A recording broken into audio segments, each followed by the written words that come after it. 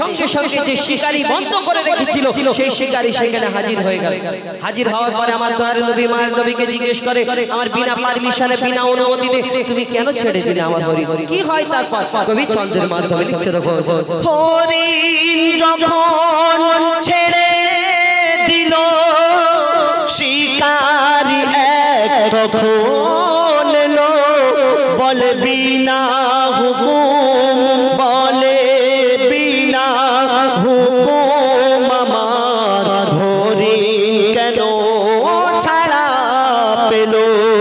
হরিণ যখন ছেড়ে দিল শিকারী এক তখন এলো, বলে বিনা হুকুম আমার হরিণ কেন ছাড়া পেল?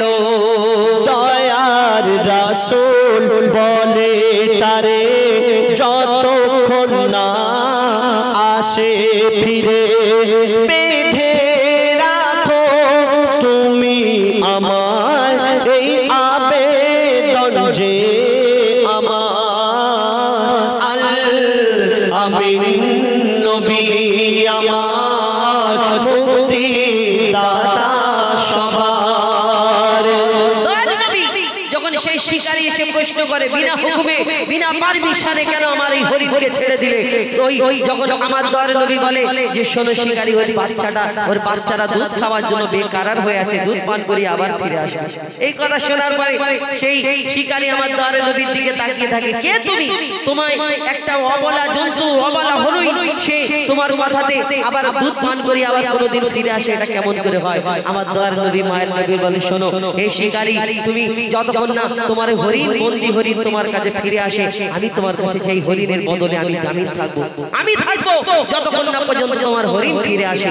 সেই হরিণ ফিরে আসার অপেক্ষা করে। কি হয় সেদিন? কবি লিখছে দেখো, দুধ বিলায় ফিরল হরিণ যেথায় ছিল নবীজি জামিন, দেখে শিকারী অবাক হলো, এ কি সেই আল আমিন?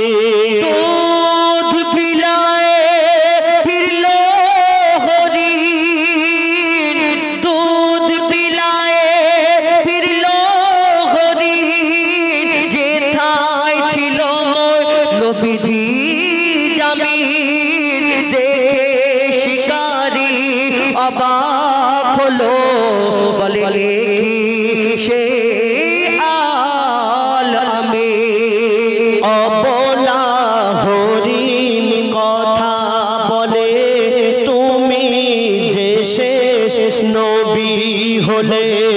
শিকারী শুনে লুটিয়ে পড়ে আর কলমা পড়ে বার বার, আল আমিন নবী আমার মুক্তি দাতা সবার। খোদা যারে বন্ধু রে দিল যে উপহার, আল আমিন নবী আমার।